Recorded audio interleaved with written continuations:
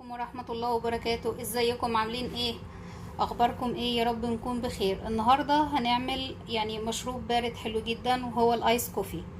هنقول مكوناتنا مع بعض للفوليوم الاول. هناخد 4 معالق نسكافيه و4 معالق سكر و4 معالق كريمة خفق هندفيها في الميكروويف. يلا نبدأ مع بعض. هنا انزل 4 معالق من السكر، 4 معالق ميرية كبيرة. 1 2 3 4. المعلقة المعيارية الكبيرة دي 15 ملي، تمام، عشان لو حد هيتلخبط. وبعدين 4 معالق نسكافيه، 1 2 3 4، تمام. نروح هنعاير 4 معالق كريمة خفق وهدفيهم في الميكروويف ونرجع. باجي هنا اضيف الكريمة الخفق بتاعتي بعد ما دفيتها زي ما احنا شفنا كده بالظبط، وارفع البولة بتاعتي تحت المضرب الكهرباء على سرعة بطيئة الاول عشان ادوب المكونات واخليها تتجانس مع بعض، وبعدين اعلي السرعة عشان اخد الفوليوم اللي انا محتاجاه.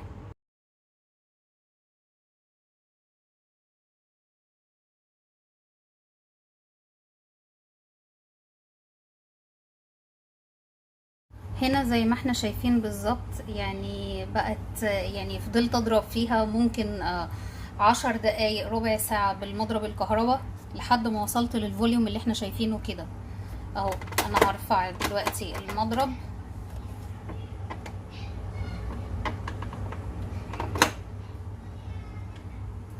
عاملة زي الكريم شانتيه السايل، تمام. نروح نجهز الكوباية اللي هنقدم فيها الايس كوفي. انا مش هحط ايس لان في اطفال شبطانة وعايزة تاكل منه او تشرب منه، سوري، فانا هخليه بارد بس من غير ايس. يلا بينا. خلصت الفوليوم بتاعي اللي انا محتاجاه، باخد منه جزء واحطه في ارضية الكوباية زي ما احنا شايفين كده، بسباتيولا، بمعلقة، باي حاجة مش مشكلة. ممكن اعمل شكل في جوانب الكوباية زي ما احنا شايفين، شكل عشوائي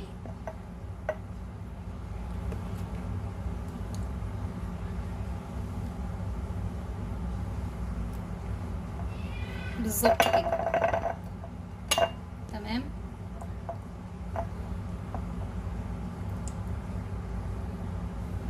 انا مش عايزة اكتر من كده.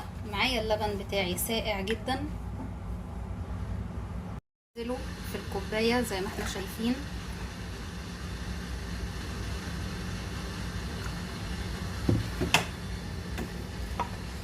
وبعد كده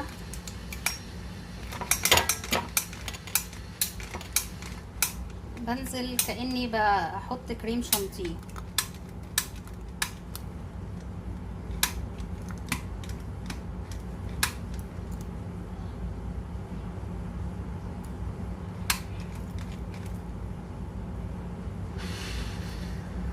بالظبط، وازود عليه اكتر.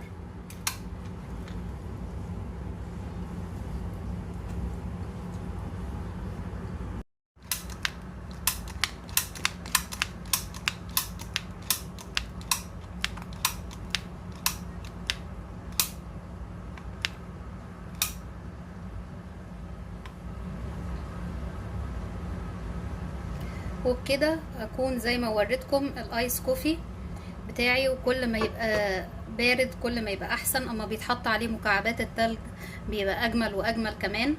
واتمنى اكون عند حسن ظنكم، وما ننساش نضغط لايك وشير وسبسكرايب للقناة ونفعل جرس التنبيه ليصلكم كل ما هو جديد عندنا. شكرا.